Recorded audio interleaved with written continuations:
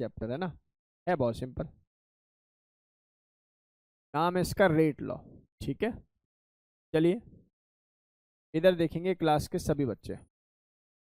Rate law में जो काम की बात है, जो समझने योग्य बात है वो ये है। अभी तक आप लोगों को क्या चीज़ पता हो जानी चाहिए केमिकल काइनेटिक्स में, मैं ये बात आपको बता रहा हूँ। मैं आपको आज का टास्क बता देता हूँ। मैं पहले बेसिक रेट लॉ आप लोगों को सिखाऊंगा, उसके थ्योरेटिकल ज्ञान को आप लोगों को सिखाऊंगा, फिर मैं सवाल कराऊंगा, और फिर मैं सवाल कराऊंगा, और फिर मैं सवाल कराऊंगा, और फिर से सवाल कराऊंगा, फिर से सवाल कराऊंगा, और इसी तरीके से फिर से क्वेश्चंस होंगे, और क्वेश्चंस होंगे, और क्वेश्चंस होंगे, और क्वेश्चंस। क्या टास्क समझ में आ गया? मतलब मेनली हम लोग किस पर फोकस रहेंगे? क्वेश्चंस पर, राइट। लेकिन थियोरेटिकल डेटा भी ज़रूरी होता है सीबीएसई के लिए, वो इम्पॉर्टेंट भी होता है कि डायरेक्टली, या सीबीएसई के लिए भी क्या, हर कॉन्सेप्ट के लिए ज़रूरी है थियोरी को ठीक से सीखना। जिसकी थियोरी स्ट्रांग होती है उसका सवाल पढ़ने का नज़रिया बदल जाता है और जल्दी से चीज़ों को सीखता है। बहुत ध्यान से देखेंगे सभी, सीखने और समझने की कोशिश करें। टॉपिक बड़ा सिंपल, जिसका नाम है रेट लॉ। तो रेट लॉ को स्टार्ट करने से पहले मैं एक वो प्राइमरी चीज़ पढ़ा देता हूँ आप लोगों को। मान लो ये ए है मुकुल, और ये बी है बेटा, और ये सी से मिला और डी बन गया। ऐसा करने से अगर मुझे रेट लिखना हो तो यहाँ से यहाँ शिफ्ट हो गया।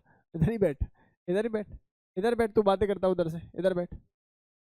आवाज़ नहीं आनी चाहिए तेरे, देख ले बेटा, आ गई तो सीधा क्लास से बाहर है फिर। तो रेट बराबर किसके हो जाएगा? दैट इज -1/a da/dt, जो कि बराबर हो जाएगा किसके? -1/b db/dt, जो कि बराबर हो जाएगा किसके बेटा जी? माइनस नहीं, +1/c dc/dt, जो कि बराबर हो जाएगा +1/d dd/dt। साहब मेरी क्लास के प्रत्येक बच्चे को ये बेसिक ज्ञान क्लियर है कि सर ने ये डेटा इस तरीके से क्यों लिखा है। इसमें जो आर मैंने लिखा हुआ है, this is nothing but the rate of the reaction. आप लोग सभी जानते हो ना इसके बारे में। ये कौन है बेटा जी? ये अपना रेट है। इसमें da/dt को मैंने क्या बोलना है बेटा जी? Rate of disappearance of A. जबकि db/dt को क्या बोलना है? Rate of disappearance of B. ऐसे dc/dc को बोलना है रेट ऑफ अपीयरेंस। ऐसे इसको भी मुझे क्या बोलना है? क्योंकि ये प्रोडक्ट है जी, ओवर द टाइम अपीयर हो रहे होंगे, यानी कि बन रहे होंगे, यानी कि यहाँ से आप लोग इसको अपीयरेंस देखोगे। ये जो स्टीशियोमेट्री सर ने लिखी है, अगर मुझे रेट पता हो तो इस स्टीशियोमेट्री की मल्टीप्लाई कर दूं, then we are with the rate of the appearance. Paper में यही होने वाला है कि आप लोगों से डेटा जो है यहीं से इसी तरीके से घुमाकर जो है पूछा जाएगा। चलो जी, मैंने मान लिया ये बातें आप लोगों को रेट की क्लियर है। अब ये इनिशियली वो टाइम था जब लोग अपनी अपनी बातों को बता रहे थे विद रिस्पेक्ट टू रेट। तो एक इक्वेशन आई जिसका नाम था law of mass action. Law of mass action, law of mass action, Loma. Law of mass action I. तो लॉ ऑफ मास एक्शन क्या बताती है, कैसे बताती है, क्यों बताती है, इसके बारे में अभी हम लोग चर्चा करते हैं। बहुत ध्यान से आप लोग प्लीज देखेंगे सभी, बहुत ध्यान से आप लोग इसको देखेंगे। लॉ ऑफ मास एक्शन का सेंस क्या था? उसने बोला था, मान लीजिए यहाँ पर कोई एक रिएक्टेंट है मेरे पास 2 ऑफ ए और थ्राइस ऑफ बी, ये कन्वर्ट हो रहा है किसी प्रोडक्ट में। बहुत बढ़िया। इसका अगर मुझे रेट लिखना है तो इनके अनुसार rate is directly proportional to concentration of each reactant, concentration of each reactant या product of concentration of each reactant with respect to their stoichiometry, जो कि अभी आप लोगों को यहाँ 2 और 3 दिखाई दे रही है। क्या मेरी बात समझ में आ गई या नहीं आ गई? अगर कोई मुझसे पूछता है कुशाग्र कि what do you mean by the term law of mass action, इसको बताने वाले साइंटिस्ट का क्या नाम था? इसको बताने वाले साइंटिस्ट का नाम क्या था? कोई बच्चा बताए? गुल्डबर्ग एंड वेगे। क्या नाम था? गुल्डबर्ग एंड वेगे। पता नहीं। गुल्डबर्ग है, कैटो, कैटो गुल्डबर्ग और पीटर वेगे, जो भी था। तो according to the law of mass action sense ये है, rate of the reaction is directly proportional to concentration of each reactant with respect to their stoichiometry. ये सेंस था। अब लोगों ने तालियां बजानी शुरू कर दी कि वाह मजा आ गया, ये तो भाई साहब ने बड़ी बड़ी बातें करने लगे। तो एक कांस्टेंट निकला, रेट कांस्टेंट जिसको बोलते हैं, इसी को वेलोसिटी कांस्टेंट बोल देते हैं, इसी को स्पेसिफिक रेट बोल देते हैं। तो ये टर्म बराबर हो जाएगी ए की पावर 2 और बी की पावर 3। सेंस बस ऐसे मैंने बना लिया है बेटा जी, है ना, क्योंकि मैं जानता हूँ ये बात सही तो है नहीं, गलत लॉ थी।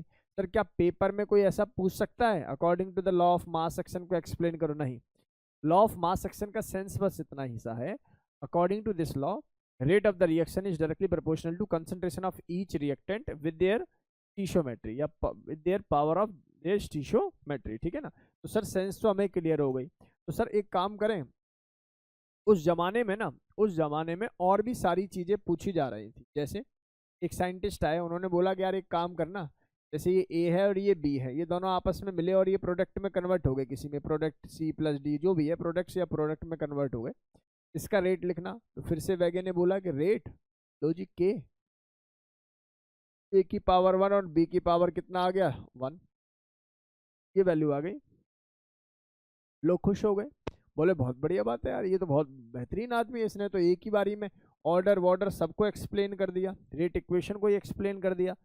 तो ऐसा नहीं था, ये बात पता लगी कुछ और एग्जाम्पल्स के साथ। देखें, जब कुछ चीज़ों को एक्सपेरिमेंटली देखा गया, ऑल्दो एक्सपेरिमेंट तो तब भी थे, लेकिन ऑब्जर्वेशन एक्सपेरिमेंटली कुछ हुई। मैं बताता हूँ वो क्या ऑब्जर्वेशन हुई, बहुत ध्यान से देखेंगे सभी। क्या हुआ, एक इक्वेशन आई यहाँ पर, जैसे H2 और ये Cl2 और ये ट्वाइस ऑफ HCl बना। इसका जब रेट चेक किया गया तो भैया इनके अकॉर्डिंग जो रेट आ रहा है वो क्या आ रहा है कि H2 की पावर कितना होना चाहिए बेटा जी, बताओ जरा, 1, और Cl2 की पावर कितना होना चाहिए 1। तो इनके अनुसार तो ये रेट इक्वेशन बननी चाहिए अकॉर्डिंग टू लोमा। लेकिन जो रेट इक्वेशन बन के आई वो कुछ ऐसी आई कि H2 की पावर 2 और Cl2 की पावर, अब तो गड़बड़ हो गई। अब इस केस में ये आया एक्सपेरिमेंटल। अब भैया एक्सपेरिमेंटल को माने या थ्योरेटिकल डेटा को माने, तो आंसर आएगा जी एक्सपेरिमेंटल को ही मानो, क्योंकि वो मध्य सामने नजर आ रही है। तो पता लगा कि यार ऐसा नहीं है, जो गुल्डबर्ग और वेगे ने ये बात कह दी कि भैया स्टीशियोमेट्री के प्रोपोर्शनल रख दो, तो ये बात ऐसी नहीं है, ये कुछ अलग ही डेटा है। तो अब यहाँ से फिर एक नॉर्मल डेटा निकला, मतलब नोट डालकर आप लोग लिख सकते हो काम की बात, कि जो ये लोमा है ना, law of mass action, it is valid for single step reaction. कौन सी रिएक्शन के लिए? Single step reaction. And it is valid for elementary reaction. कौन सी रिएक्शन के लिए वैलिड है बेटा जी? Elementary reaction. It is valid for single step, it is valid for elementary reaction. या मैं ये कह सकता हूं, कौन सी प्रोसेस बोल देना चाहिए मुझे इनको? जर्नली लिख देते हैं कि रिवर्सिबल, है ना, जर्नली। वैसे तुम रिवर्सिबल ना लिखो तो ज़्यादा बेहतर है ना। अभी के लिए आप केवल और केवल इतनी दो बातों का ध्यान रखो कि एक सिंगल स्टेप रिएक्शन और एक एलिमेंट्री रिएक्शन के लिए law of mass action valid है, अन्यथा आपको रेट लॉ को डिस्कस करना पड़ेगा। इसके लिए एक बार नोट कर लीजिए इतना जल्दी से। भाई किसी ने पहले नोट कर रखा है? नहीं नोट कर रखा? डेटा पूरा दोबारा से नोट होगा बेटा, है ना, डेटा प्रॉपर दोबारा से नोट आप लोगों को करना है।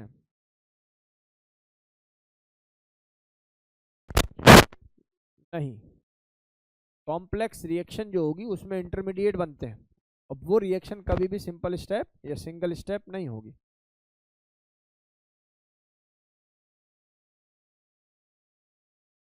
ओवरऑल भी, हाँ, कोई जरूरी थोड़ी ओवरऑल भी डिफरेंट हो सकता है।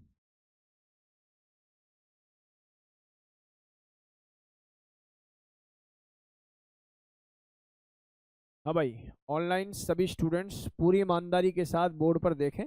थोड़ी सी देर में हम लोग जो है थ्योरेटिकल पार्ट को कवर कर देंगे प्यारे बच्चों। मुकुल, लक्षित, लक्ष्य, प्रशांत, त्रिषा, रिदिमा, ऋतुराज, सार्थक, श्रुतिबा, सार्थक ओबरॉय, अग्रवाल, वान्या, वरुण। सार्थक पेपर है क्या तेरा जल्दी में? इन वालों का कब पेपर है भाई? मंडे केमिस्ट्री, केमिस्ट्री हो गया, कैसा हुआ? गया बस, नहीं आया होगा। सिंपल था, बहुत ज़्यादा सिंपल था। सार्थक तेरा कैसा हुआ पेपर बता। बेटा बातें नहीं, समीक्ष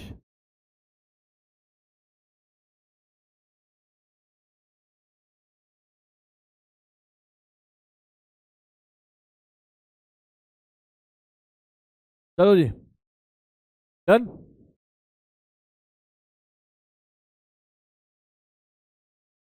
फिजिकल ठीक हुई, ऑर्गेनिक में थोड़ी मिस्टेक कर गया, ठीक है, ठीक है सार्थक, चले और प्रैक्टिस करो सार्थक, है ना। आगे बढ़े बेटा। चलो ये सब बातें जो मैंने अभी लिखी हैं, मैं नहीं भी पढ़ाता तो भी काम करती है इसमें, ठीक है ना। इसमें कुछ भी ऐसा नहीं है जो आप लोगों के लिए हर्डल हो। बहुत ध्यान से देखेंगे सभी। सी, एक बार बहुत ध्यान से आप लोग प्लीज देखने की कोशिश करें, समझने की कोशिश करें प्यारे बच्चों। सी, मेरे पास ना एक टर्म आती है यहाँ पर जिसका नाम है रेट लॉ। सर एक्चुअल में ये जो रेट लॉ आप पढ़ाने जा रहे हो ये है क्या, इसके बारे में बता दो। सुनो भाई सभी, एक्सपेरिमेंटल लॉ है ये, जो बताती है कंसंट्रेशन ऑफ ए की पावर अल्फा और बी की पावर बीटा। सर कल को सी हो गया तो गामा कर देंगे। फिलहाल के लिए रेट लॉ को मैं are is equal to K, A की पावर अल्फा और बी की power beta, and alpha and beta are the experimental order. फिर से रिपीट कर दूं, ये किसी स्टीशियोमेट्री को देखकर नहीं लिखे जाते, ये मशीन के द्वारा ही कैलकुलेट होते हैं। इट मीन्स मैं ये बात कह सकता हूँ कि मैं डायरेक्ट रेट लॉ इक्वेशन से ऑर्डर ऑफ द रिएक्शन को नहीं निकाल सकता, ठीक है, या किसी भी रिएक्टेंट प्रोडक्ट को देखते हुए ऑर्डर ऑफ द रिएक्शन को नहीं निकाल सकता। और ये ऑर्डर क्या चीज है सर, बार बार ऑर्डर बोल रहे हैं सर। ऑर्डर का मीनिंग होता है alpha plus beta. Alpha plus beta is nothing but the order of the reaction. Alpha plus beta is nothing but the order of the reaction. ठीक, मैंने तुझसे एक बात बोली है बेटा, इसमें के कौन है जी? के है सर इसमें रेट कांस्टेंट या स्पेसिफिक रेट, या मैं इसको वेलोसिटी कांस्टेंट के नाम से भी जानता हूँ। These two are the concentration and alpha or beta are not the stoichiometry. These are the order at which reactant is actually depend. क्या मेरी बात समझ में आ रही है आप लोगों को? चलिए इसकी डेफिनेशन पढ़ा देता हूँ रेट लॉ की। रेट लॉ की डेफिनेशन पेपर में सीबीएसई के एग्जाम में पूछ ली जाती है, बड़ा ही सिंपल है। A mathematical expression, a mathematical expression in term of molar concentration at which rate actually depend।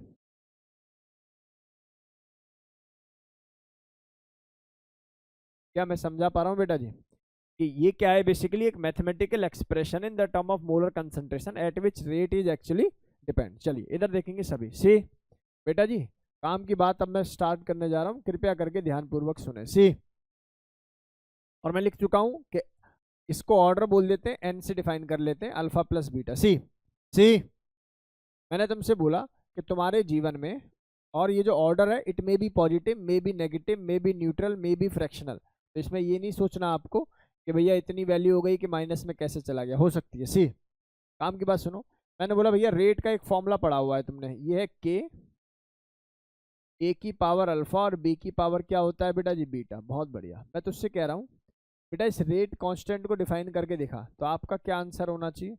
आपका आंसर होना चाहिए कि सर अगर आप ए और बी की कंसंट्रेशन को 1 मोल पर लीटर बना दो, कंसंट्रेशन का मीनिंग ये होता है mole with respect to volume in the litre, और अगर ये यूनिटी बना दी जाए, इसी को क्या टर्म यूज की जाती है? Unity. Then rate constant is nothing but equal to rate. क्या मेरी बात समझ पाए आप लोग? यानी कि अगर कोई मुझसे रेट कांस्टेंट को डेफिनेशन देने के लिए बोलता है तो मैं क्या कहूंगा? मैं कहूंगा rate constant is equal to rate when concentration of the reactant become unity. क्या मेरी बात समझ में आ गई? यानी कि रेट कांस्टेंट ही रेट है अगर concentration of each reactant become unity. क्या शब्द समझ में आ गए भैया? डेफिनेशन पूछ ली जाती है, मैं लिख देता हूं। Rate constant become rate when concentration of reactant become unity। जब ये कंसंट्रेशन कितनी हो जाए बेटा जी? यूनिटी हो जाए। कितनी हो जाए बेटा जी? यूनिटी। क्या शब्द क्लियर है बेटा? भावनाएं क्लियर है, कॉन्सेप्ट क्लियर है? तो आप कहोगे सर बेसिक से क्लियर है, कोई दिक्कत वाली बात नहीं, आगे आ जाएंगे। सुनो भाई, सुनो, मैंने बोला भाई मुझे एक बात बता, तू रेट की यूनिट जानता है? रेट की यूनिट होती है concentration with respect to change in time, यही तो था। तो कंसंट्रेशन की यूनिट क्या होती होगी दोस्त? मोल पर लीटर। और टाइम है तो ऑब्वियस इसकी यूनिट क्या हो जानी है बेटा? पर सेकंड या पर मिनट। क्या बात सही है? तो ये तो यूनिट हो गई किसकी दोस्त? रेट की। चलिए बात कर लेते हैं रेट कांस्टेंट की। तो आप मुझे बताइए जरा, अगर मैं यूनिट ऑफ रेट कांस्टेंट निकालूं तो मुझे क्या के को इस तरीके से लिख लेना चाहिए? K is equal to rate with respect to concentration of A की पावर अल्फा और बी की पावर कितना हो जाएगा दोस्त? बीटा। आप तो समझदार हो, ये बात जानते हो कि रेट की अभी अभी यूनिट जो आई है मोल पर लीटर पर सेकंड आई है, और कंसंट्रेशन की यूनिट होती है मोल पर लीटर की पावर अल्फा। ये भी कंसंट्रेशन है, मोल पर लीटर की पावर बीटा। बेटा जी एक बात बताओ, अगर आपके पास ये दोनों वैल्यू सेम है तो अल्फा और प्लस बीटा ये ऐड हो जाने चाहिए ऑर्डर में। का मतलब अल्फा प्लस बीटा क्या हो जाएगा? एन। तो मैं ये लिख भी सकता हूँ कि here K is nothing but equal to mole per litre की पावर, यहाँ तो कुछ नहीं है, ये पर सेकंड हो जाएगा। और यहाँ मैं इसको लिख सकता हूँ sir, it can be written as mole per litre की power alpha plus beta which is nothing but equal to N. N is nothing but the order of the reaction, क्योंकि मैं जानता हूँ यहाँ मैं ऐड कर सकता हूँ। तो ऊपर 1 है, इसको ऊपर ले जाऊंगा तो यही टर्म क्या हो जाएगी? समिक्स मोल पर लीटर की पावर 1 माइनस एन, और ये कितनी टर्म हो जाएगी बेटा जी? पर सेकंड या पर मिनट। क्या बात सही है? इसका मतलब इस एन की जगह आप अपने दिमाग में एक फॉर्मूला फिक्स कर लें आज से। के का फॉर्मूला हो गया बेटा मोल पर लीटर, मोल पर लीटर की पावर 1 माइनस एन पर सेकेंड। किसी ने पूछा कि सर ये जो रेट कांस्टेंट के है ये कैसे काम करेगा? तो मेरा आंसर होगा सर रेट कांस्टेंट के ये मोल पर लीटर है और ये पर सेकेंड है, where N is nothing but the order of the reaction. इसका मीनिंग क्या होगा बेटा जी? Order of the reaction. और ऑर्डर ऑफ द रिएक्शन का मीनिंग मान लीजिए, ऑर्डर अगर मैंने तुमसे 0 बोला, क्या बोला बेटा? 0, तो बताइए जरा रेट कांस्टेंट की यूनिट क्या हो जाएगी? That will be mole per litre पर सेकेंड। आप क्या काम करेंगे? किसी भी रिएक्शन का ऑर्डर चेक करने के लिए आप जरूरी नहीं है कि वहां पर ऑर्डर लिखा हो तभी उसका ऑर्डर देखेंगे। अगर रनिंग क्वेश्चन में उसकी रेट कांस्टेंट की वैल्यू या यूनिट आपके पास है तो you can easily find its order of the reaction. Next, अगर मैंने तुमसे बोला बेटा एन की वैल्यू अगर मैं 1 कर देता हूं तो के की वैल्यू क्या हो जाएगी? 1 माइनस 1 0, और किसी की पावर 0, तो दैट विल बी 1। तो केवल और केवल जो आंसर होगा वो कितना हो जाएगा? पर सेकंड। अगर एन की वैल्यू मैं 2 कर देता हूं तो के की वैल्यू कितनी हो जाएगी? जरा बताइए जरा सेकंड ऑर्डर के लिए सर। 1 minus 2 that is -1। और -1 का मीनिंग बड़ा सिंपल है, दैट विल बी लीटर। यहाँ से आ जाएगा पर मोल, और यहाँ जो पर सेकंड या पर मिनट जैसा भी होगा वैसा ही लिख दिया जाएगा। क्या मेरी बात समझ में आ गई है भाई? स्पीड में नोट कर लीजिए प्लीज, थोड़ा स्पीड में नोट करेंगे भाई सभी बच्चे, थोड़ा सा स्पीड में इसको नोट करेंगे, क्योंकि लगातार अब आपके सामने कुछ क्वेश्चंस आने वाले हैं लगातार।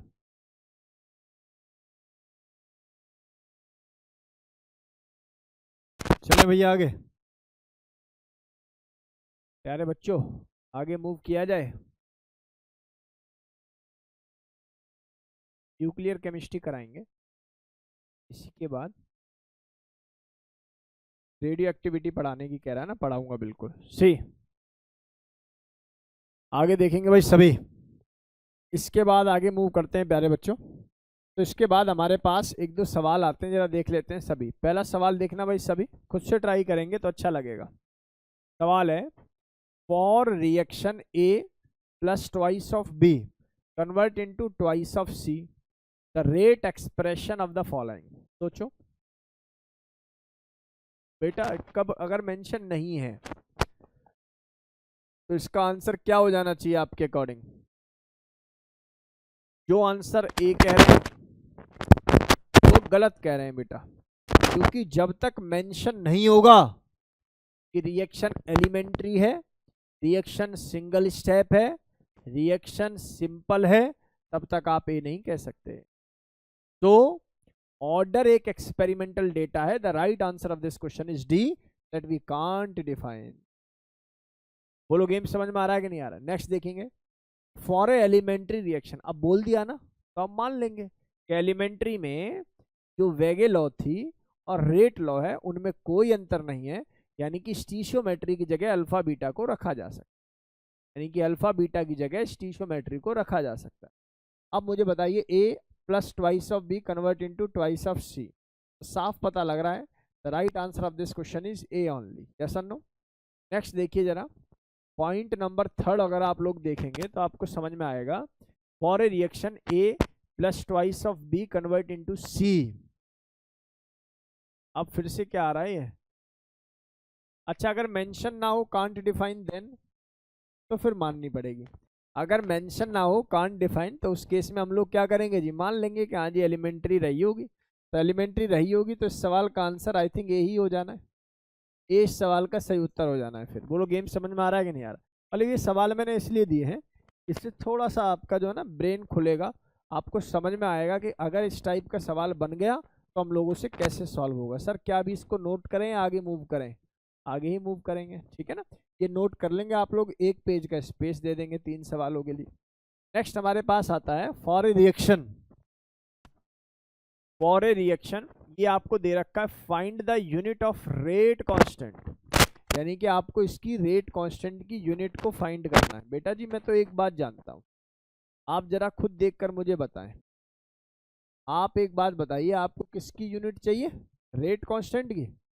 तो रेट कांस्टेंट की यूनिट ऑफ रेट कांस्टेंट के चाहिए। हाँ ठीक है, कैसे आ जाएगा बेटा बताओ, क्या आएगा? 1/2 रेट कांस्टेंट की यूनिट। अबे यूनिट ऐसे थोड़ी निकाली जाती है, यूनिट होगी मोल पर लीटर, ऐसा कुछ करके।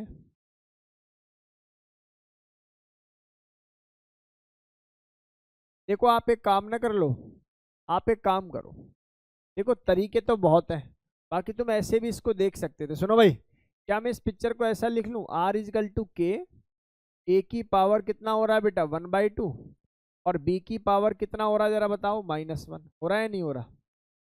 और इन दोनों को आप लोग क्या कर लो, ऐड कर लो, क्योंकि अल्फा प्लस बीटा आपके सामने आ गए। इन दोनों को अगर मैं ऐड कर लेता हूँ तो एन आ जाएगा मेरे पास, कितना आ रहा है बेटा जी? -1/2। तो एन की वैल्यू क्या आ गई? -1/2। सही है क्या?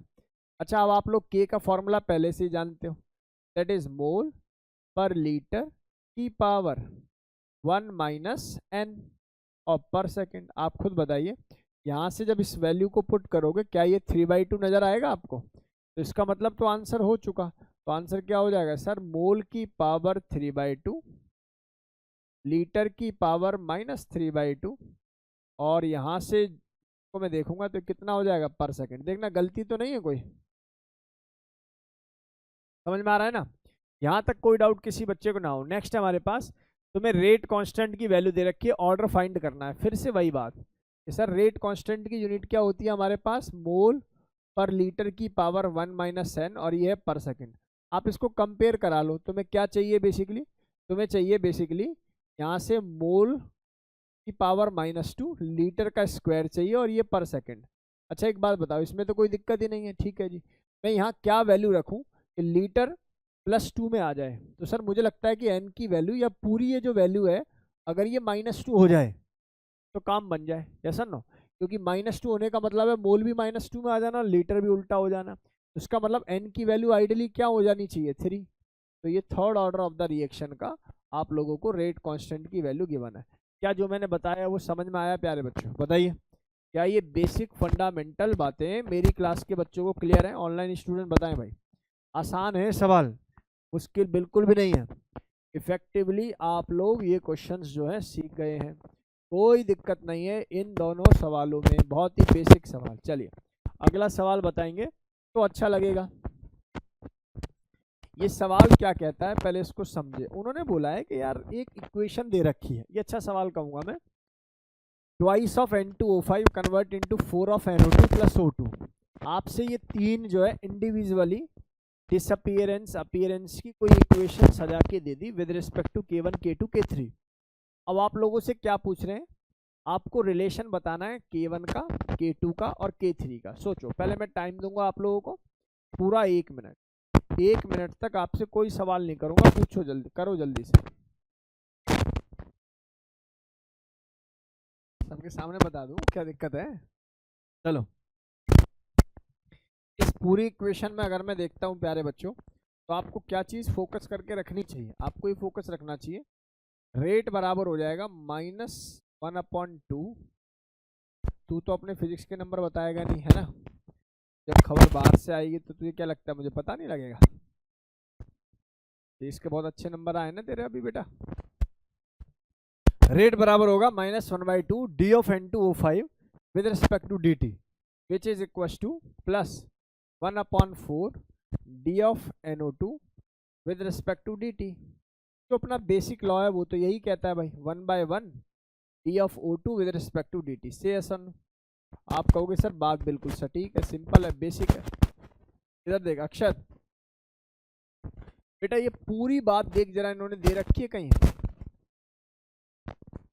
सर, इसकी वैल्यू इन्होंने डायरेक्ट दे रखी है, तो इसका मतलब मैं पूरे की जगह क्या लिख सकता हूँ, जरा देख के बता मुझे। K1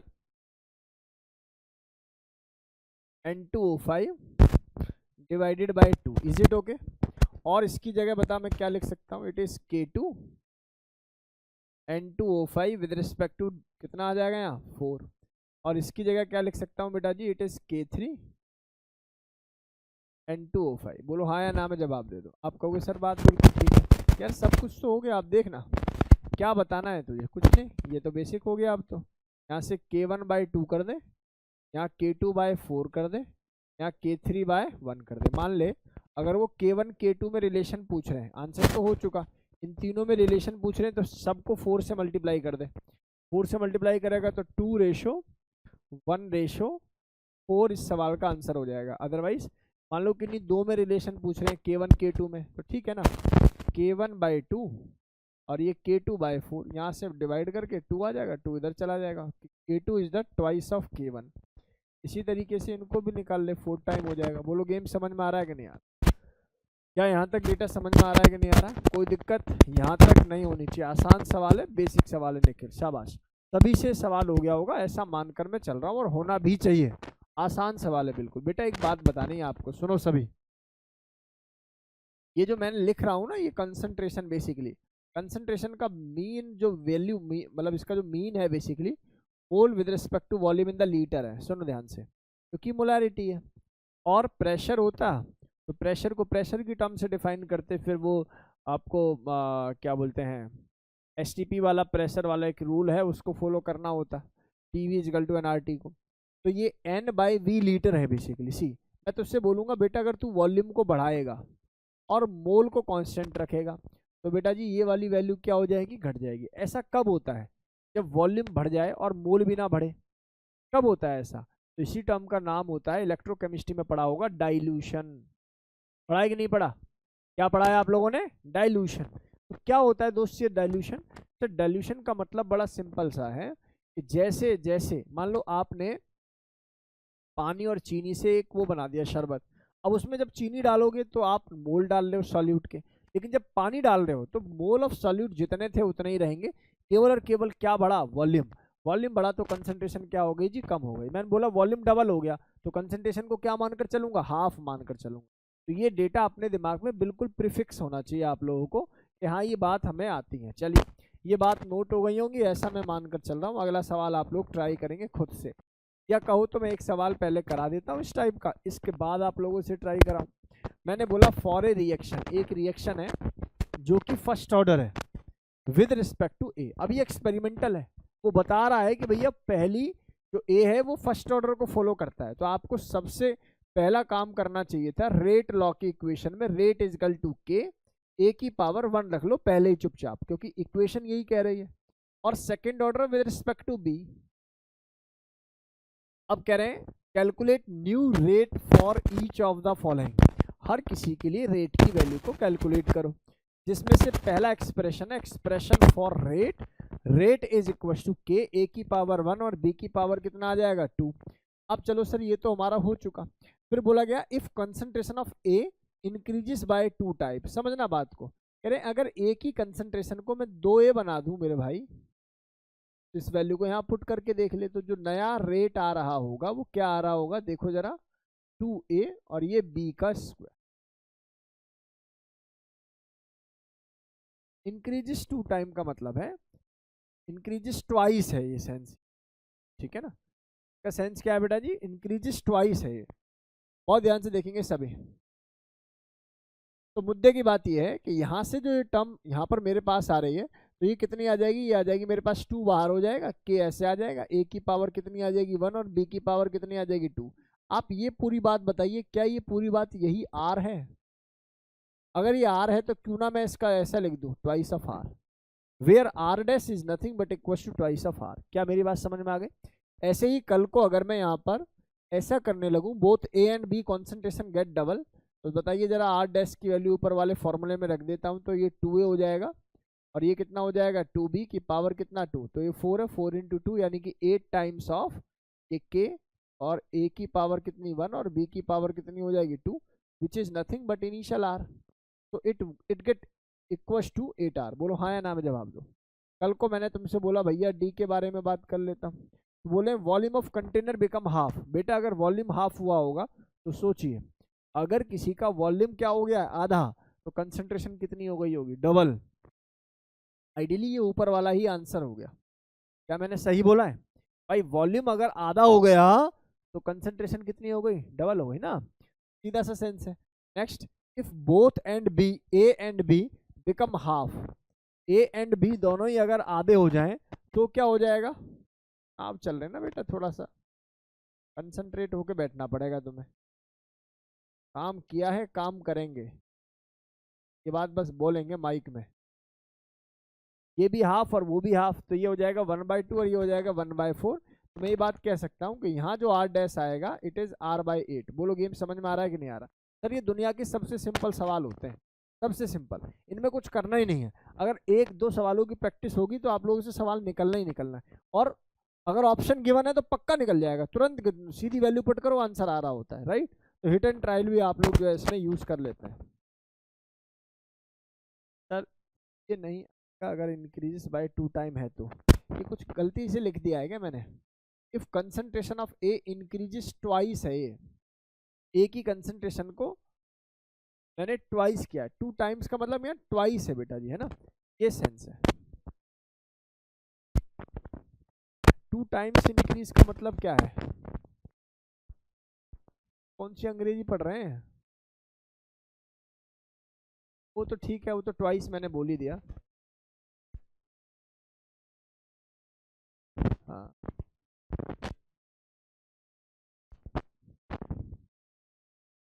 ले,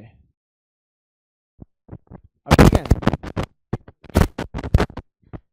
ठीक है, ठीक है वानी, ये गेम समझ में आ रहा है? ठीक है यार, तुम लोग मैथमेटिक्स, अच्छा हवाबाजी। चलो इधर आ जाओ, इसमें आ जाओ। For a reaction A, for a reaction A plus twice of B convert हो रहा है सी में, are is equal to K, A की पावर 1 बी की पावर 2 है। If initial concentration of A and B are 0.4 molar, mole per litre होगी basically, क्या capital लिख दिया है एम, ठीक है, and 1 capital M, after some time the concentration of A found to be इतना, find the ratio of the new rate with the initial rate. कर पाओगे क्या भाई? आपको रेट इक्वेशन दे दी है, इनिशियली ए की वैल्यू दे दी, बी की वैल्यू दे दी, कुछ समय बाद concentration of C found to be 0.3 capital M, find the ratio of new rate with the initial rate. बढ़िया सवाल है, करो, ट्राई करो, पहले खुद से ट्राई करेंगे सभी, और ट्राई करके मुझे आंसर बताएं भाई।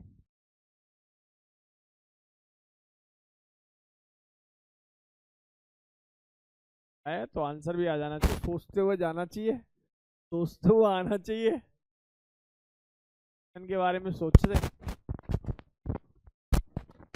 बता बेटा जानवी, आंसर बता। 0 लगता है आंसर सही है इसका। 1/4 समथिंग बनना है क्या कुछ? 1/4 समथिंग बना है किसी का कुछ? नहीं। केमिकल इक्विलिब्रियम लगा दूं? चलो ये जिस मेथड से कह रहा है उसी मेथड से करते हैं। ये कह रहा है सर देखिए एक इक्वेशन है ए प्लस ट्वाइस ऑफ बी और ये महाराज कन्वर्ट हो रहे हैं किसमें? सी में।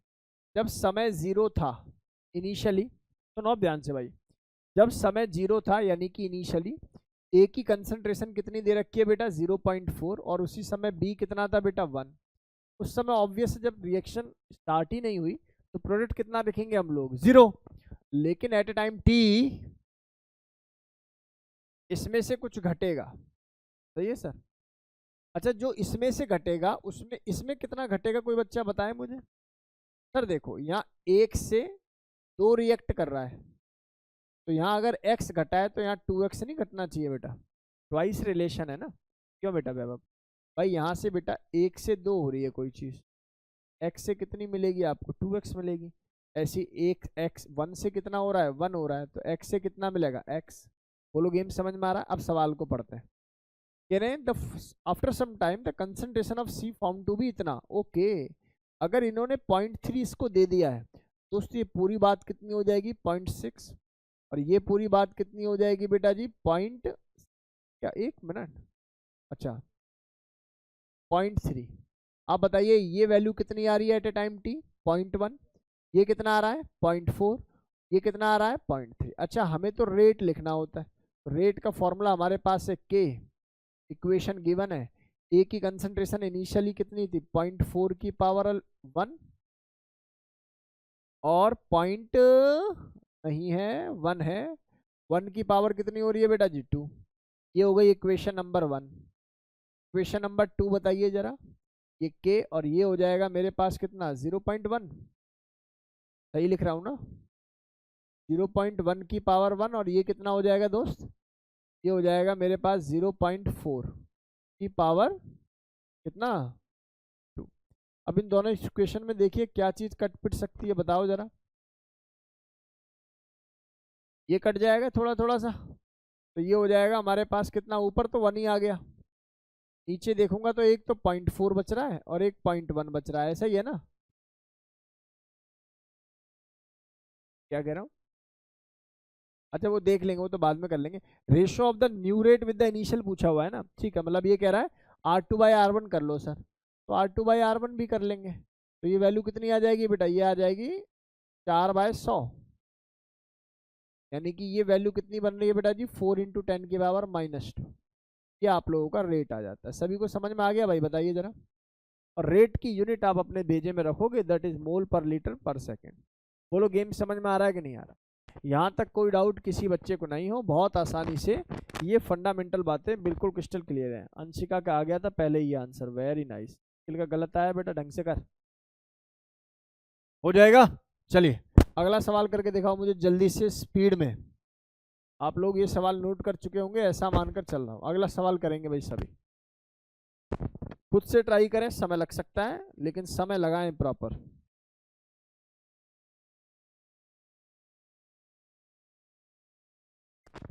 हाँ वो 2.25 है, करेक्शन है वो बेसिकली 2.25 है बेटा जी, 2.25।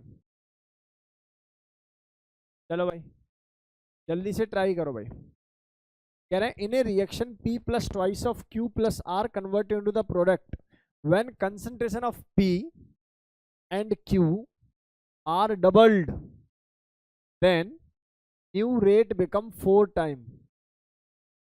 फिर कह रहे हैं when the Q increases by 1.5 times then rate become 2.25 times. और फिर बोला गया है the concentration of both Q and R are double then the rate double then find the rate law. Basically आप एक काम करो, आप सबसे पहले ना एक जर्नल इक्वेशन बना लो। मैं ये तो नहीं कह सकता कि मैं डायरेक्ट इसका रेट लिख दूंगा, सिमेट्री लिख दूंगा। मैं बस ऐसे कह सकता हूँ, मान लेता हूँ ये अल्फा रही होगी, मान लेता हूँ ये बीटा रही होगी, मान लेता हूँ ये गामा रही होगी, ऐसा नो। भाई मैं ऐसा तो इसलिए नहीं कह सकता था क्योंकि उन्होंने कहीं भी मेंशन नहीं कहा कि रिएक्शन क्या है आपकी एलिमेंट्री। एलिमेंट्री होती तो फिर ये सब निकालने की आवश्यकता ही क्या थी, फिर तो डायरेक्ट हमारे पास ऑर्डर थे। जल्दी बताइए, ये एक इनिशियल इक्वेशन आ गई। अब सोचो, ये कह रहा है when concentration of P and Q R double, P और क्यू की कंसंट्रेशन को इन्होंने डबल कर दिया, तो ये कितना हो गया दोस्त, 2p की पावर अल्फा और ये 2q की पावर अल्फा बीटा। आर जैसा है वैसे ही रखा इन्होंने। ऐसा करने से रेट क्या हो जाता है, 4 time of the initial. Equation number 1, equation number 2। Equation 3 कहती है when concentration of Q increases by 1.5 times. Okay, तो यानी कि रेट कितना हो जाएगा ऐसा करने से, 2.25 R और ये K हो जाएगा, और ये मेरे पास जैसा था P की पावर अल्फा ही रहेगा, और ये Q की जगह कितना आ जाएगा 1.5 Q पावर बीटा, और गामा कितना रहेगा बेटा, R जैसा है सो रहेगा। तीसरी इक्वेशन।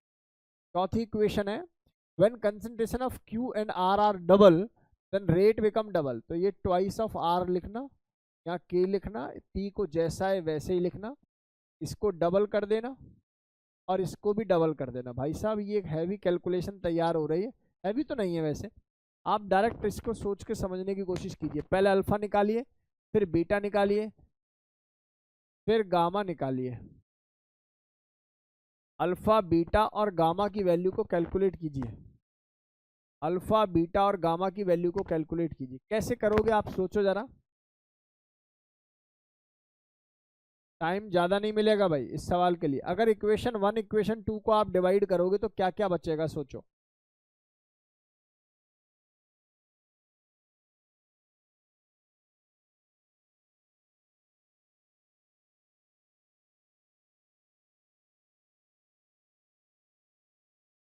फर्स्ट और 3 को करोगे तो बीटा मिल जाएगा, और फर्स्ट और 4th को करोगे तो गामा मिल जाएगा, और फर्स्ट और सेकंड को करोगे तो बीटा गामा पहले ही मिल गए, अल्फा मिल जाएगा। अल्फा 2 नहीं आएगा भाई, अल्फा 0 आएगा, और बीटा क्या आया होगा 2, और गामा कितना आया होगा -1। सर कुछ बच्चों ने तो बिल्कुल सरेंडर कर दिया है ना, वो थक गए आज पढ़ पढ़ के। देख बेटा, इक्वेशन 1 और इक्वेशन 3 को डिवाइड कर, इक्वेशन 1 और इक्वेशन 3 को डिवाइड करेगी तेरे को मिलेगा 1/2.25। मैंने ठीक लिखा है, और यहाँ से देख K से K कट गया होगा, P से P वाला पूरा पोर्शन कट गया होगा, Q वाले पोर्शन में केवल और केवल 1.5 की पावर तुझे बीटा दिखाई दे रही होगी। और अगर तू बीटा की वैल्यू सुन ले, बीटा की वैल्यू क्या रखूं कि ये वैल्यू बराबर हो जाए, तो आंसर आएगा बीटा इज 2। बोलो गेम समझ में आ रहा है कि नहीं आ रहा। ऐसी अगर मैं इक्वेशन 1 और 4 को डिवाइड करूंगा तो क्या ये 1/2 P के कट गया होगा, ये आ जाएगा आपका 1/2 पावर कितना आ रहा है, 1 और 4 को डिवाइड कर सकते थे, करने को तो कर सकते थे, लेकिन फिर गामा कैसे निकालोगे। अच्छा बीटा पता लग गया ना हमें, ओके। 1/2 की पावर बीटा और गामा की वैल्यू क्या आ जाएगी 1/2 की पावर गामा। भाई मुझे एक बात पता है, इस भाई की वैल्यू कितनी है 2, और मुझे कितना चाहिए 2, तो 1/2 इज इक्वल टू ये हो रहा है 1/4। अब बताइए मुझे इस गामा की वैल्यू को मैं क्या रखूं। अगर मैं इसकी वैल्यू को -1 रख देता हूं तो ये 2 ऊपर चला जाएगा, 2 से 4 यहाँ से कैंसिल करके 1/2 बन जाएगा, तो पता लग रहा है गामा विल बी -1। यस और नो।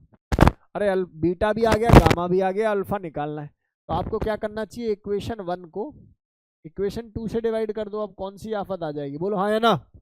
तो सीधा सीधा क्या करना पड़ेगा, 1 से 2 को डिवाइड करता हूँ तो ये सीधा सीधा 1/4 आ जाएगा, 1/2 की पावर अल्फा आ जाएगा, 1/2 की पावर बीटा आ जाएगा, और ये कट लेगा।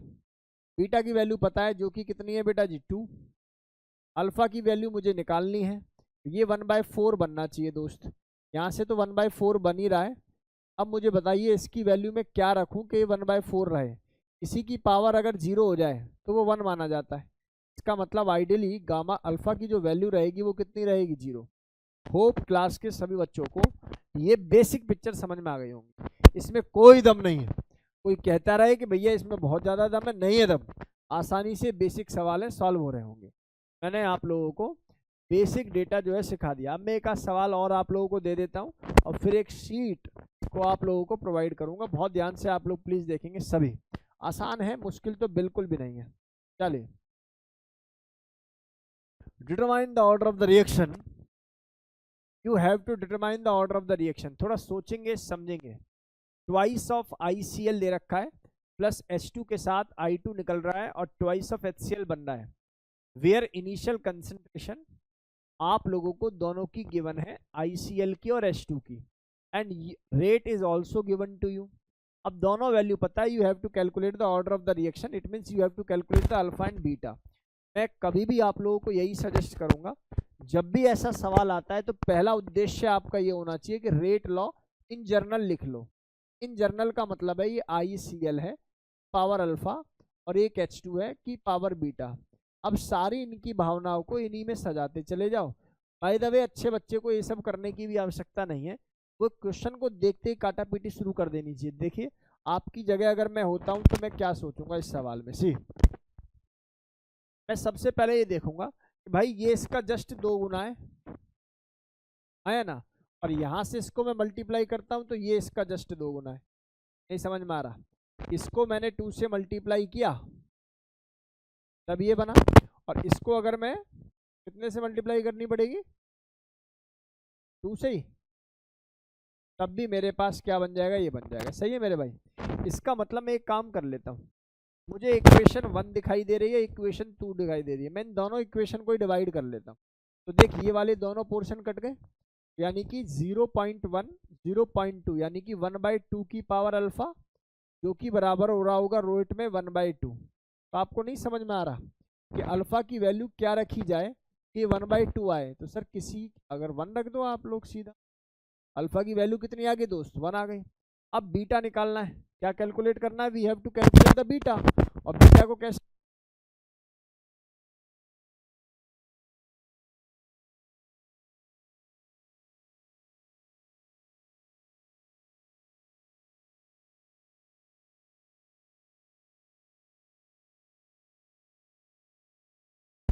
ओ प्यारे बच्चों, क्या आप लोग अल्फा की वैल्यू निकाल पाए इस ट्रिक से? जरा बीटा निकाल के दिखाओ।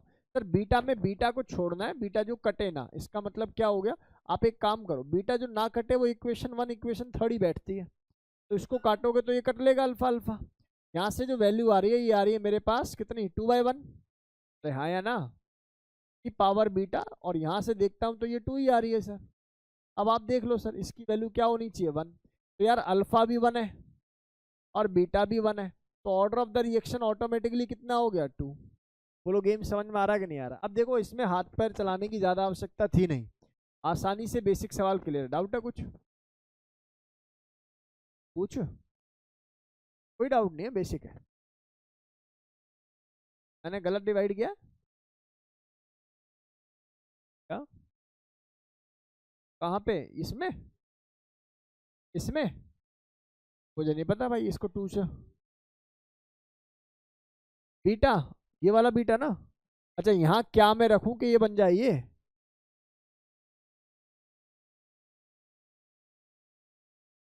अच्छा, पहली और तीसरी को एक बार में डिवाइड करके लिख दूं? सुनो भाई, भाई पहली और तीसरी को डिवाइड कर दूंगा तो अल्फा कट गया, बीटा में क्या बचा? 0.1 और यहाँ से 0.05, कट के आंसर कितना आ गया? 2 की पावर बीटा।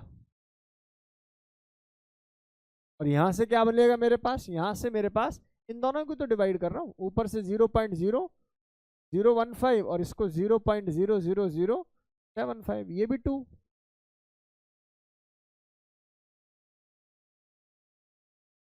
तुमको ज्यादा ही मैथ पढ़ रहे हो।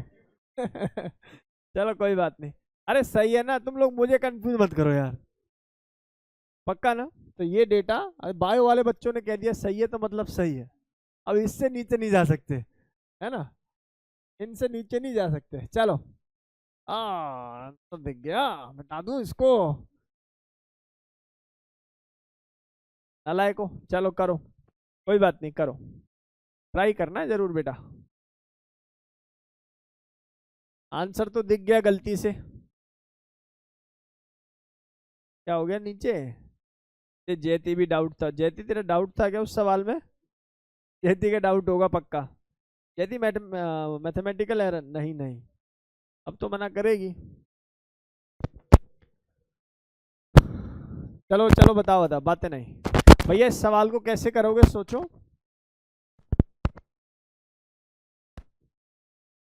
आंसर आ रहे हैं बी ऑप्शन। वाह बेटे, आंसर बताइए भाई। निखिल तेरे सवाल के डाउट दूंगा आज मैं, ना आज बताऊंगा तेरे सवाल के आंसर।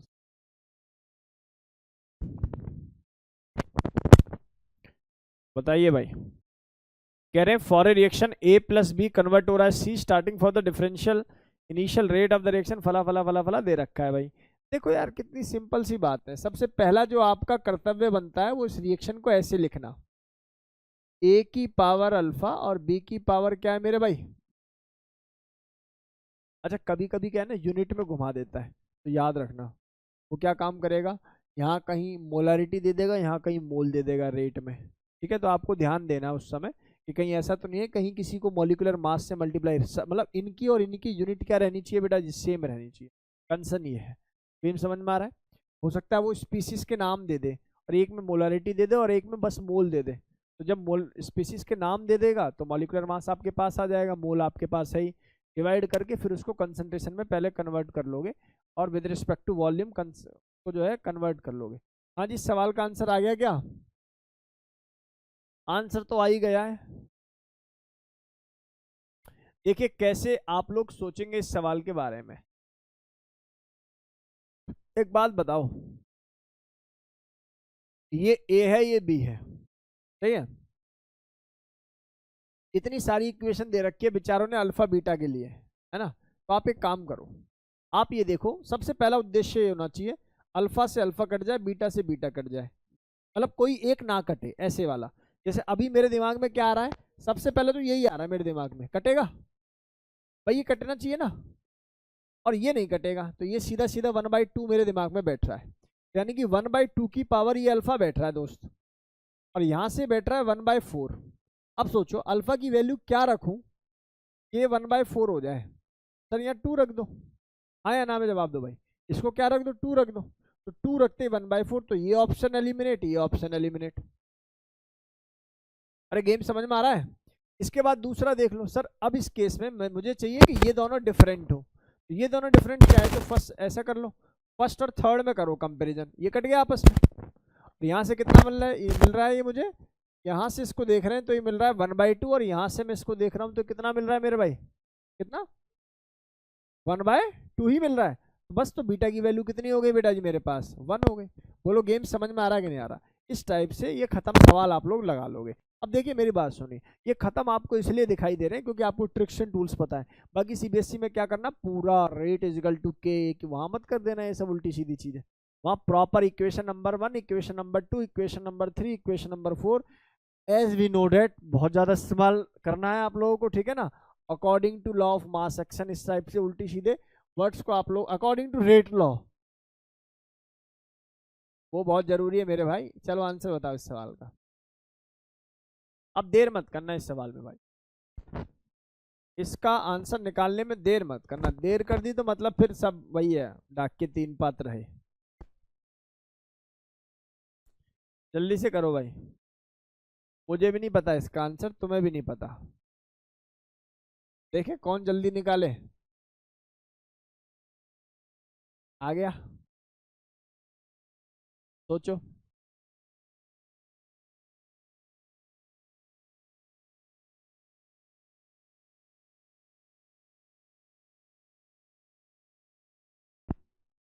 भाई ये 3 है ना, अरे 3 है ना, तो अल्फा बीटा गामा की रिस्पेक्ट में निकालना, जल्दी बता दो। सबसे पहले 0 कर देंगे, क्या कह रहा है, फर्स्ट और सेकंड को पहले डिवाइड करेगा ये कह रहा है, फर्स्ट और थर्ड को।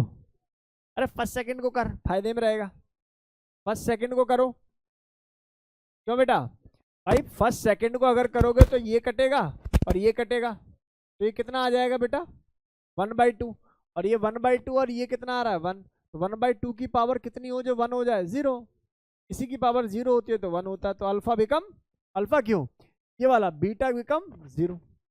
बीटा की वैल्यू क्या आ गई 0। इसी तरीके से दूसरा ढूंढो, तीसरा ढूंढो, आंसर बताओ।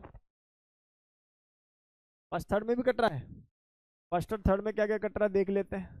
शाबाश भाई, फर्स्ट और थर्ड भी काट लो। यहाँ से काटोगे ये कट गया, यहाँ से काटोगे ये कट गया, ये आ गया 1/2 और ये आ गया 1/2, ये आ गया 1, 1/2 1। तो आपका बीटा भी आ गया 0, आपका गामा भी आ गया 1, रह गया अल्फा। तो बीटा है और ये गामा, ये 0 ये 1। अब 1 और कौन सा कर लें, 1 1 और 4 कर रहा है, उल्टा सीधा सा आएगा, बढ़िया आएगा। चल तू कह रहा है तो कर लेते हैं। ये 15/20 आ रहा है, जो कि बराबर हो रहा है किसके, 6/8 के। तो यहाँ से वैल्यू अल्फा बन रही है, बता। नहीं, अल्फा बेसिकली यही बनती है, यही बनती है। कितना आ जाएगा, 1 आ रहा है, क्यों? अच्छा हाँ भाई, अरे भाई साहब खत्म सवाल। अल्फा कितना आ जाएगा 1। लो जी ऐड कर लो इनको, 2 इस सवाल का सही आंसर है। कुछ गड़बड़ करी है मैंने? इसकी वैल्यू कितनी होगी ये कह रही है? अच्छा अच्छा okay. Order of the reaction मैंने ओवरऑल बताया भाई, विद रिस्पेक्ट टू ये पूछा है, विद रिस्पेक्ट टू पूछा है। तो बी आर कौन सा था, बीच वाला, तो बीटा, बीटा के रिस्पेक्ट में 0 ऑर्डर है। और एसीटोन की रिस्पेक्ट में कौन सा है बेटा जी, फर्स्ट। बोलो गेम समझ में आ रहा है कि नहीं आ रहा, पक्का? यहाँ तक कोई डाउट है किसी बच्चे को? बेहद खत्म सवाल। और मैं बता रहा हूँ ये एमडीपीपी का क्वेश्चन है, मतलब टिपिकल सवालों में से एक है, पर ये सवाल ही नहीं है, अब क्या करें, एक ही सवाल बनता है इसमें। अच्छा उसको बताओगे तो मुझे बहुत अच्छा लगेगा।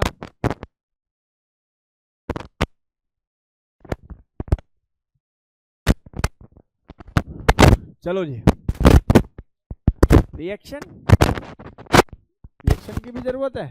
क्या जरूरत है रिएक्शन की? अरे पी है और क्यू है, डिसोसिएशन ऑफ पी गिवन है तो रिएक्शन चाहिए होगी। पेरेंट्स है, कौन सी केमिस्ट्री चल रही है तुम्हारी? हाँ भाई देखना जरा ध्यान से बेटा जी, बात नहीं। ये twice of P plus Q convert into thrice of R है बेटा। ये रेट ऑफ रिएक्शन नहीं गिवन, ये क्या गिवन है, rate of disappearance. This is not rate of, सुन लो, ये क्या नहीं है पहले बताओ मुझे। ये रेट ऑफ रिएक्शन नहीं है, रेट ऑफ डिसअपियरेंस है। पहले तो रेट ऑफ रिएक्शन बना लो, अपने पास इक्वेशन आ गई, अपने पास फॉर्मूला होता है R equal to minus 1/2 dp by D T equal to minus 1/1 dq by D T is equal to फला डिका। इस तरीके से पहले इसको ही कन्वर्ट कर लो, बेटर वही है कि आप पहले इसको कन्वर्ट कर लो और उसके बाद फिर आंसर्स निकालो। समय आपके पास पूरा 1 मिनट, मिस नहीं है, मोल पर सेकंड है। यार तुम खत्म हो गया, कैसे बच्चे, कैसे कैसे बच्चे हैं क्या बेटा? मोलर और मोल एक ही चीज को डिफाइन कर रहे होते हैं, डिफाइन द मोलैरिटी, ऐसे थोड़ी पकड़ते हैं। ये मिस का तो बहुत बड़ा सर, सारे क्वेश्चन लेक्चर के हैं, सारे क्वेश्चन लेक्चर के हैं। हाँ लेक्चर के तो हैं ही आदित्य। चलो जल्दी जल्दी कर बेटा, बात नहीं, आंसर बताओ। बच्चा बातें नहीं, आंसर्स बताइए।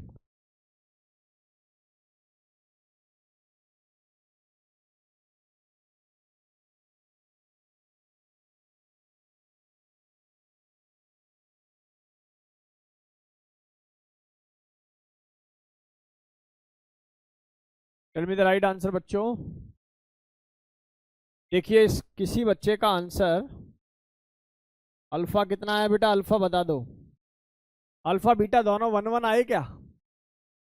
अल्फा और बीटा दोनों की वैल्यू 1 आ गई तो फिर तो सारे हो जाएंगे। कैसे किया आप लोगों ने, वो दिमाग क्लियर है ना बिल्कुल, क्या करना है हम लोगों को। अल्फा एंड बीटा की वैल्यू क्या आ जाएगी बेटा 1। सबसे पहले क्या काम करें, आप इस इक्वेशन को ऐसे लिख लें, मैं पूरा सॉल्व नहीं करा रहा, ये मानते हुए कि अपने बच्चों को तो आता ही है। बाकी भाई अगर कोई ऐसा छुपा रुस्तम बैठा हुआ है तो नहीं आ रहा तो प्लीज पूछ ले भाई, छुपे रहने से कुछ होगा नहीं। dr/dt, हाँ या ना। अब एक बात बताओ, तुम्हारे पास क्या है, बेसिकली डिसअपियरेंस ऑफ पी है, ये है तुम्हारे पास इन सब के। तो आप एक काम करो ना, रेट निकाल लो अकॉर्डिंगली, है ना। इसके क्या निकाल लो, रेट। पहले इसको 2 से मल्टीप्लाई करके, यानी यानी कि इसको पहले 2 से डिवाइड करके इस वाली वैल्यू को डिवाइडेड बाय 2, और नीचे वाली वैल्यू को भी डिवाइडेड बाय 2, ऐसा ही होगा ना। अरे ऐसी तो आएगा। ये वैल्यू आ गई आप लोगों के पास। अब एक्चुअल में रेट की अब आप इक्वेशन बना लोगे, हो जाएगा। यहाँ से अल्फा और बीटा, अल्फा एंड बीटा दोनों की वैल्यू कितनी आ रही होगी बेटा, 1। अब बाकी और कुछ है ही नहीं उसमें। ऑर्डर आ गया जी 2। Rate constant, unit of rate constant, के का फॉर्मूला क्या होता है बेटा जी, मोल पर लीटर की पावर 1 माइनस एन, और ये हो जाएगा पर सेकेंड। तो एन की वैल्यू अगर मैं यहाँ 2 रख दूंगा तो ऑब्वियसली कितना आ जाएगा, पर मोल लीटर, और ये पर सेकेंड है ना। फिर आप लोगों को ए और बी की कंसंट्रेशन ये दे दी जाए, तो concentration of A and B दिखाओ, तो फिर रेट बता दो, रेट ऑफ द रिएक्शन, तो आ जाएगा। भाई रेट का फॉर्मूला क्या है, ए की पावर कितनी बेटा जी 1, और बी की पावर भी कितनी है यहाँ, या पी या क्यू की पावर कितनी है बेटा जी 1 1। ये ए भी क्या दे रखा है इन्होंने, अच्छा वो बेसिकली पी एंड क्यू ही है बेसिकली, है ना, सेंस वही है उनका।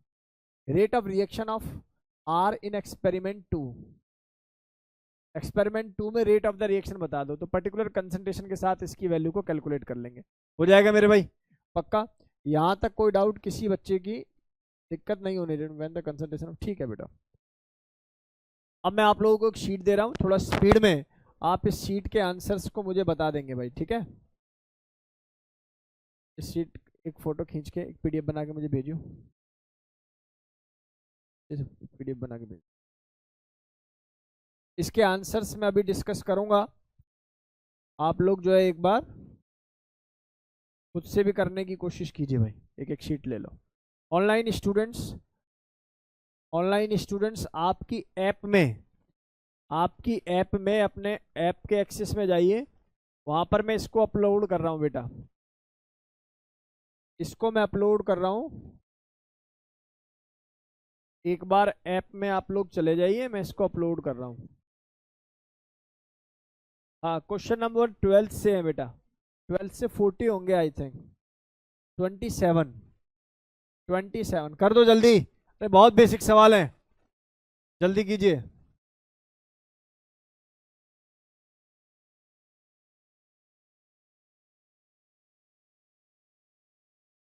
मैं भेज रहा हूं भाई, 12th क्लास के बच्चों को मैं भेज रहा हूं अपनी ऐप के चैट सेक्शन में। आपको जो चैट सेक्शन कह रहा हूं उसमें जाना है, नोटिस बोर्ड में आपको मिल जाएगा। स्टार्ट करो बेटा फटाफट से,